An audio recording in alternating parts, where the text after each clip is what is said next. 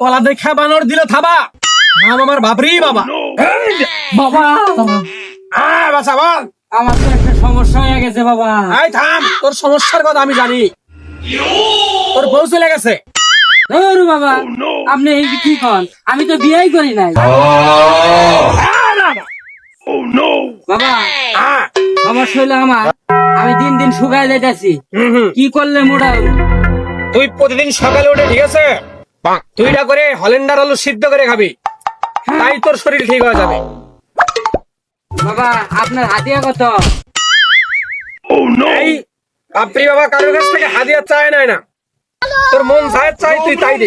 আচ্ছা তাই দে। रुको जरा এ নেন বাবা। सबर करो शाबाश बेटा